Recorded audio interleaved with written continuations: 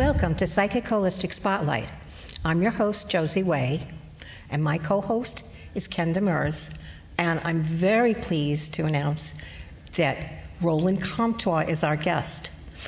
Now, very few of you don't know Roland, but for those of you that don't, he is an extraordinary medium.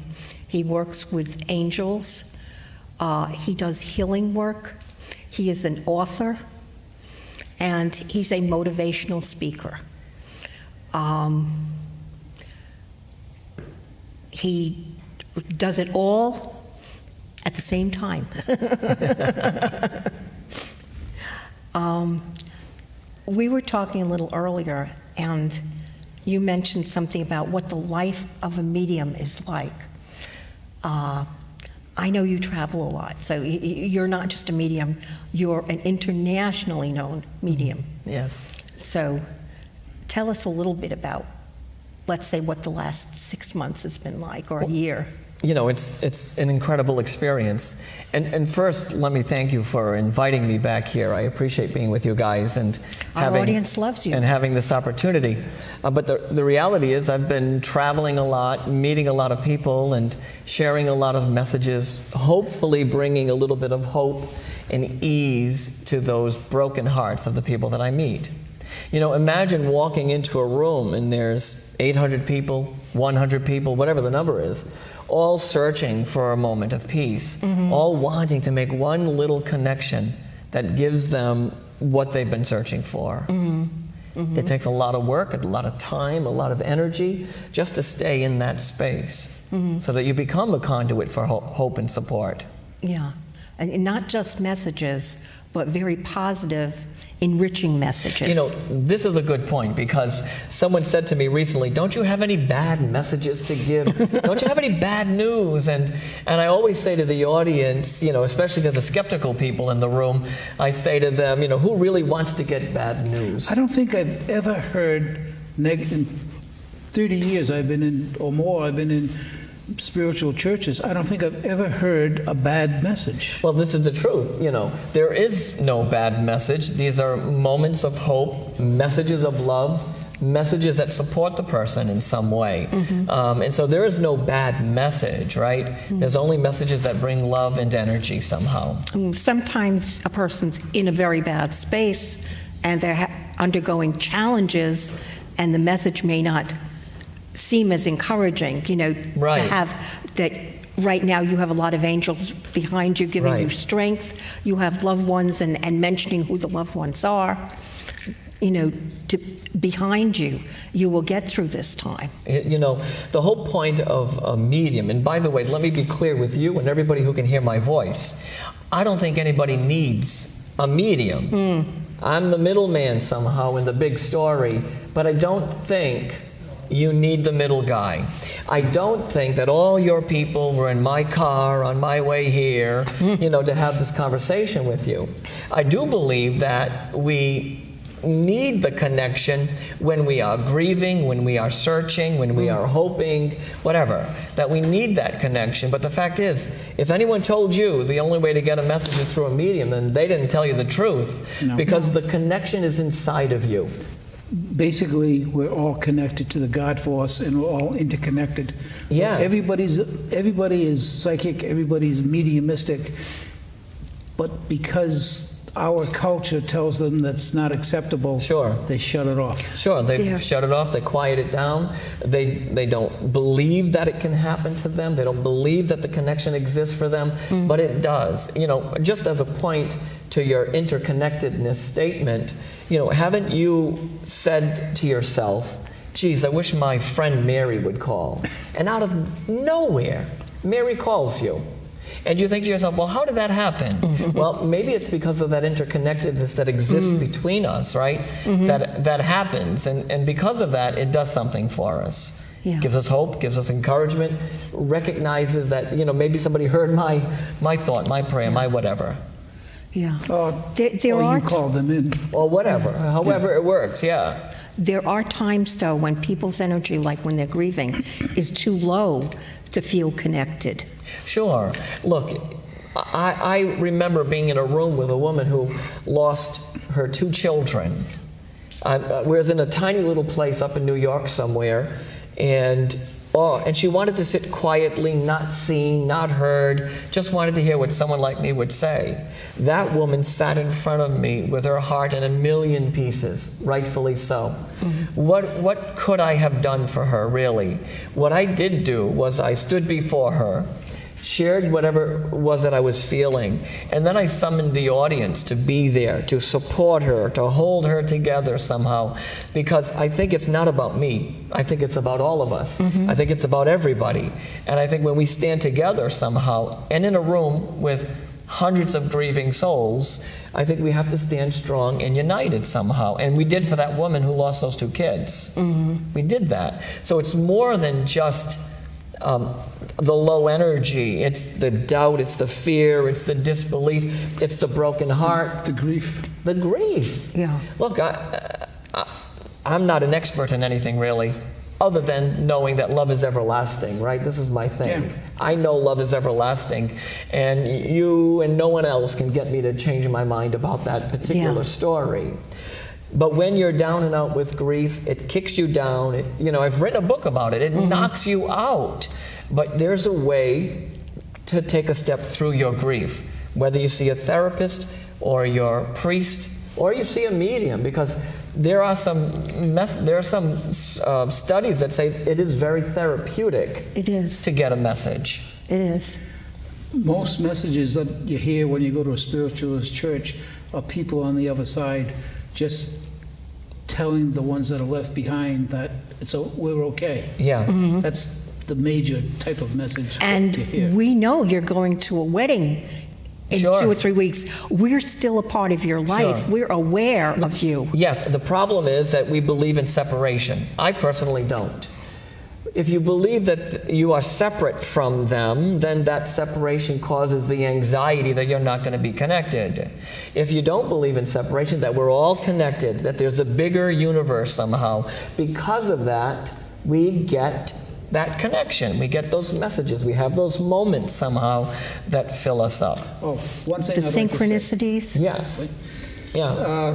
For people watching this show, this is the first of 3 shows that are going to run for the next 3 weeks.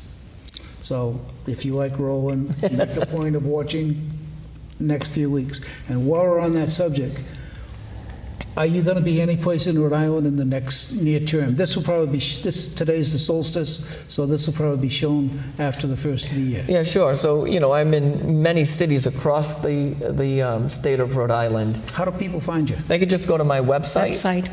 It's rolandcomtois.net. And they can find me there and get whatever information they need. I'll be in Florida next month. I'll be in Kansas City coming up in the future, very near future. So there's a lot of things happening there. Now, Kansas City's kind of Bible Belt-ish, isn't it? Well, not where I'm going. I'm going to the Universalist Spiritualist Church, which has hundreds of members. It's one of the largest organizations in the country, and I'll be speaking to their group in 2016. Okay, let's stay on the Bible Belt mentality just for a minute. Listen, wait. How are you accepted by... I just did a big radio show with a guy who was so much entrenched in his belief of the Bible, and here he is, this guy who has this belief, and me who has this belief. Mm-hmm. We somehow came together to have a very healthy conversation and came to a place of respect.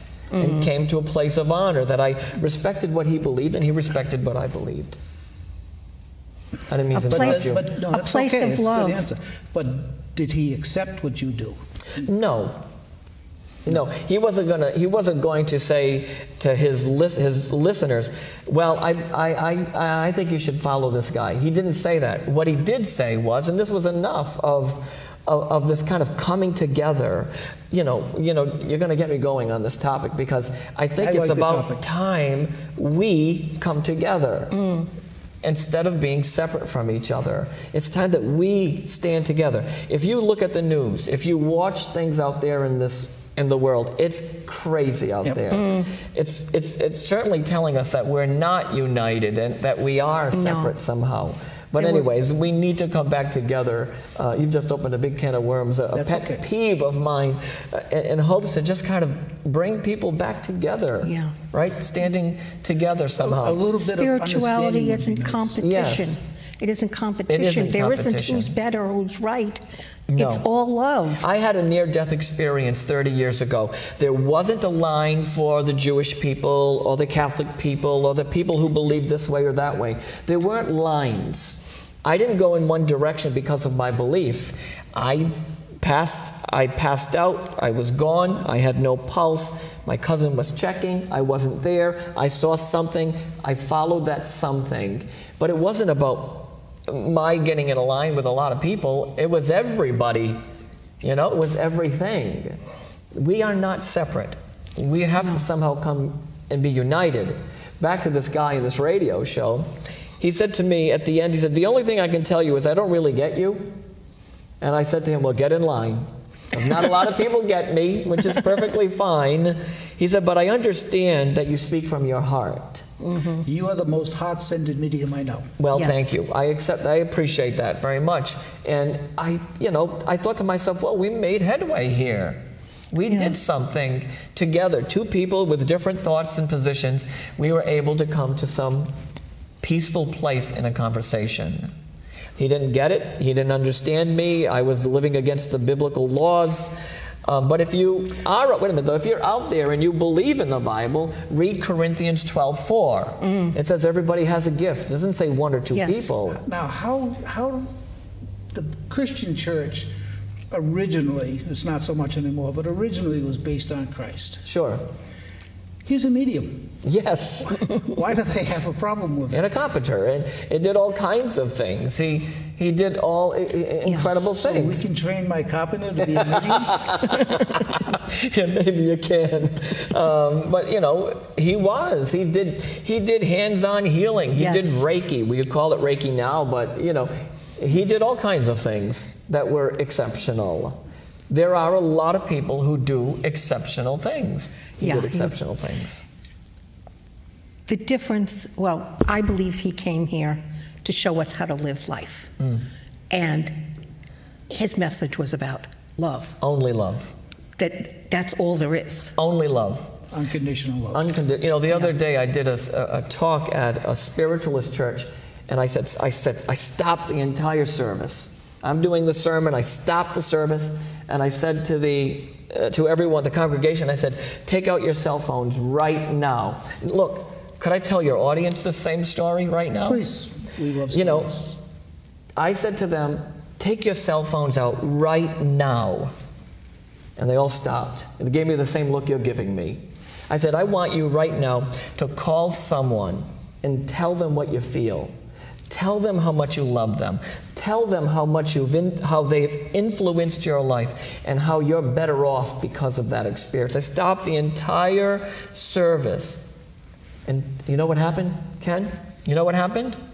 People started calling. One woman came up to me after and she said, you're not going to believe this. She said, I haven't talked to my father in, I don't know if she said 10 or 20 years, but I had to call my father. She said something to her father. Another woman said to me, I couldn't call this one relative, but I called my nieces and nephews. Another person said to me, I couldn't make the call. I didn't have it in me, but I sent a text message. Do you understand what happened in that room at that moment? The web of connections Yes. was made tight. Tight. Because of Interesting. that moment. Call now. If you hear my voice right here, right now, stop what you're doing. Call someone. Now, what inspired you to do that? You know why? You know why, Ken? No, I I'm going to can't. tell you why. Because when I go on my next trip somewhere and I'm standing in front of people and all of them are grief-stricken, they're going to say to me, because the thousands of people have said to me in the past, I didn't say I love you enough. So do it now. Yeah. Do it right now. If you're in the room with somebody, give them the hug. Yes. That you're going to feel bad about not giving. I'm not the bearer of bad news here. Life changes. It will change tomorrow. Quickly. It'll change in 10 minutes. It goes in many different directions. You might lose a job. You might have to move out of your residence. You might suffer a loss of some kind. You didn't see that big truck coming. Right. You didn't see something happen. So why can't we now, right here, right now, we're present, tell someone, tell somebody what you really feel? How often do you do that? I do it a lot. I do it a lot. Good. I practice what I preach. Yeah. I tell the story. I tell the story about love, and I talk about these things because I think it's important. I think it's going to change the way we think somehow. So, in the beginning, you asked me, what does a medium do? This is what a medium does, right? You stand there and you say, life is going to change, and you say that because you've sat with people who've suffered unbelievable losses, and you recognize, because of what they say, that there wasn't enough time for them to do something or say something. I'm saying there's time right now to do it right now somehow and make a difference. And there's time even after There is. to communicate with loved ones. There is time, and I certainly do that, right? I talk about that all the time. But most of the people who come up to me say, I wish I would have said one more thing. I wish I would have done one more thing. It's something I hear 99% of the time. Makes sense. So why not do it now? Why not make a difference right now? Right here, right now, in this moment somehow. That's how I see it, that's how I experience it. The world of a medium, I'll go like this because it's like I hear 1,000 voices in my head. And, maybe you out there, or maybe you think I should take psychotropic drugs or something like that. I took them already, not tonight. I took them when I was 18 years old. I took them. They didn't stop what I felt. It did not stop what I was experiencing, because I think that's a part of us, not just me, all of us. Now, you personally, your mediumship abilities, were you kind of born with them open, or did you sit down as a teenager and take classes to develop them? So, I don't mean to be, again, this is it. I just never natural. took a class. It just came natural. Never once. Never went to a training. I never went to the psychic schools of London or something. I don't know. I didn't do any of that. I had a feeling when I was 5, 6, 7 years old. My mother said that I would follow things around and I would do something. She thought I was a little weird, a little strange. Follow things that weren't there? That weren't there. Okay. I would say, Mom, something's there, and I would follow it around. She just thought I was a little weird. And we just went about our business, right? Yeah. And then at 10 years old, and many people know this story, my grandmother died 3 days later. She was there. That's it. It's not a discussion. She was there. Not only was she there was this light behind her. It felt very angelic. It felt very special. But I was a 10-year-old kid. What do 10-year-old kids know? Maybe your grandmother loves you. You know that you're safe in your little room with your parents. You've got your stuff there and you feel happy. But in that moment, my grandmother was there. It was life-changing from the get-go. Well, you felt the connection Yes. in your heart. Yes. And that's impossible to forget once you've experienced You it. see, this is another good point that you make.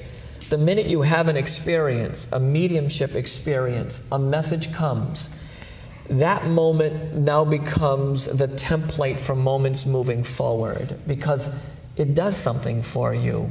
It expands your awareness, kind of shakes you up, awakens you in some way, and moves you forward. Do you think most people suppress that and deny it? I do. I think people hold back. One, maybe because their mothers and grandmothers said, don't do that, it's evil. Or maybe because they said, or the person felt that it wasn't right, or they couldn't do something like that. But wait a minute. Don't you have intuition? Don't you have gut feelings? Haven't you had a moment in your day where you felt something, and no matter how hard you try to rationalize why that happened or how it happened, you come to some understanding that that aspect of you, the part that promotes the mediumship, which is intuition, the universe, there's a whole bunch of stuff that goes on there. Something happens. We all have it. We all have a connection. I think it's time to take the mystery out of it. But it does need some exercise. It does. It needs respect and exercise. It needs honor. It needs respect. You need to practice. You need to set up a routine. For example, before I even go on the road, I have a routine. I pray, I meditate, I sit quietly, I get connected, and then I write messages in advance of meeting people. Now, the skeptics think that I've researched them online or something. I'll never forget this one. Like, let me tell you this story. One day, there were 3 Marys, right, sitting in the front row at one of my events, and one of the Marys said, "How did you know that about me? How?" And she was so intense. "How did you know that?" She said, "What did you do? Check me out online," she said. And I looked at her and I said, "Mary, go home and type in Mary. You let me know what you discover when you type Mary on your search engine. What will you find? You'll find 1 billion Marys. How is it even possible to have that information?" And the other fact is I don't take registrations myself, except for one city in the country, because I don't have a host there. It's because I don't have a host, I have to do that process myself. But the fact is I don't take registrations. You walk in, you tell the story, and you go home. And that's basically what happens. Yeah. That's basically the situation. There's a lot to say about what it is, how it can help, and how in the future it can transform the world that we live in. Have you ever had the experience that had a very negative outcome for somebody? That when you talked to them or when you gave them your message, it created a negative... Sure. You know why? It created a negative experience because they were still in the midst of their grief. You know, look, let's call it the way it is. I walk into a room as a medium, I give a message to someone, you then come to the realization your loved one is really gone. You come to some understanding that, oh my God, they really have passed on. If that guy is getting a message, then they're really not here. And so that creates this whole itinerary of emotions and feelings inside someone. It kind of tears apart their belief system from the Catholic Church. Or whatever. Yeah, the whatever. many churches. Whatever. Another case in point of someone I know went to a medium and was hoping to hear from someone, a specific person, and instead heard from her very traumatizing parent. Yes. And she basically told the medium, "I do not want to talk to him." Yeah.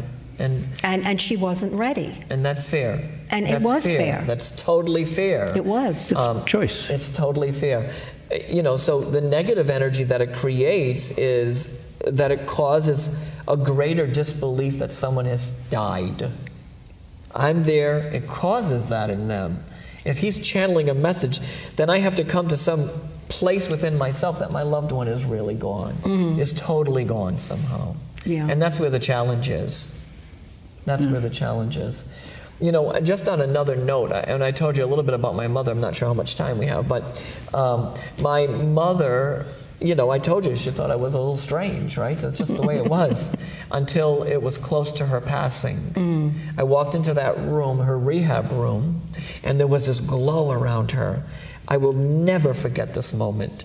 She had this energy around her, and I said, "Are you all right?" And she said, "You know what, Roland, you're not a nut. I believe you." She said, "I believe you." And she went on to tell me this magnificent story of who was there, why they were there. With her. With her the night before. The night where she was just dreaming something happening. Drifting in and out of... Drifting in and out, yeah, absolutely. And she had a moment that was so profound for her that for the first time in the 50 years that we were together, she found a peacefulness that I had never seen before. And that was amazing. Absolutely amazing. I think that's kind of giving people an understanding of the concept of passing over into death is probably one of the most important roles you have.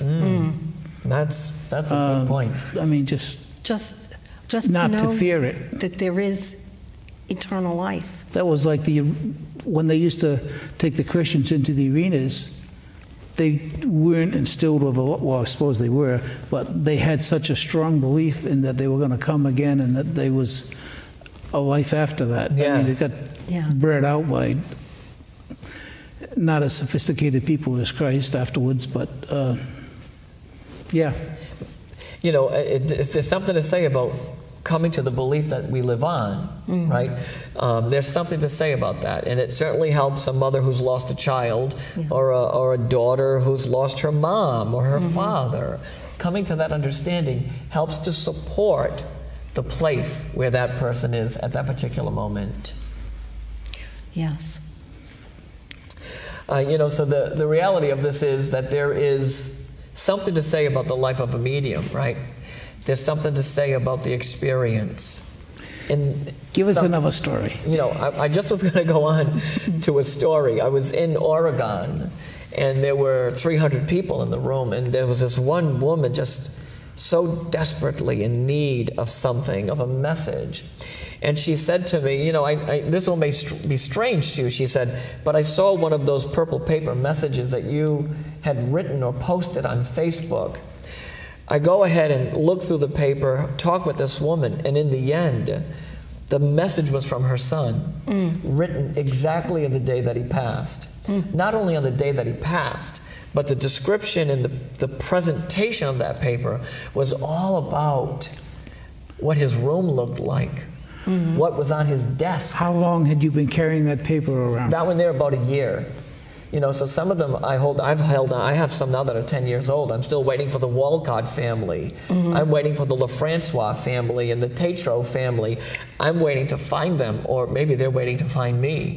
And somehow together we'll find our way with each other, and we'll have a moment somehow. You know, the other aspect of this is not everyone has nice relatives on the other side, right? Not everyone has people who are pleasant and peaceful, or certainly weren't here.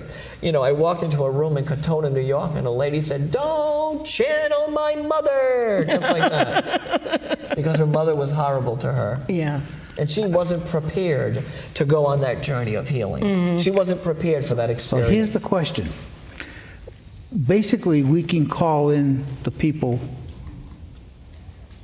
When we think about somebody, we're going to call their energy in. Yes. So would that energy be strongly presented to you because Yes. she did that? Sure. And the interesting part about that was, even though that lady was, no, right?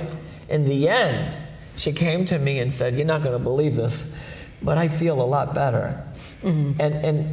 She said, I think secretly, she said, "I think I wished for her to be there, to say the things that you said to me through her that she needed to say." Yeah. So something very special happened on that day for that lady. And just like you said, I think she wanted it.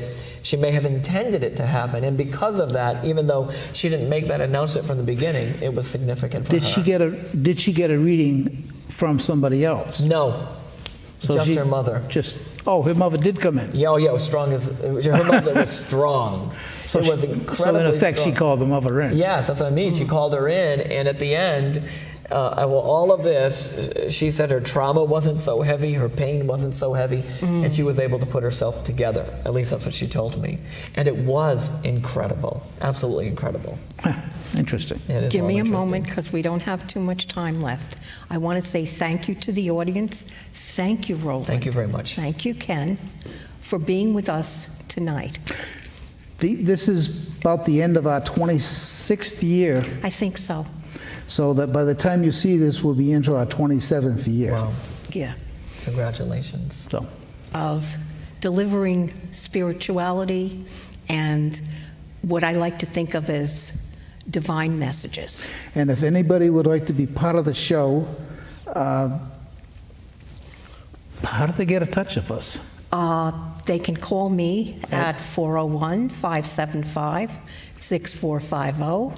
We're looking for volunteers, and we also welcome suggestions, criticisms, thoughts, and more thoughts. Bye. Thank you very much. Please come back. Ta-da. for our Rolandathon. Yeah, he'll be here for the next 2 weeks.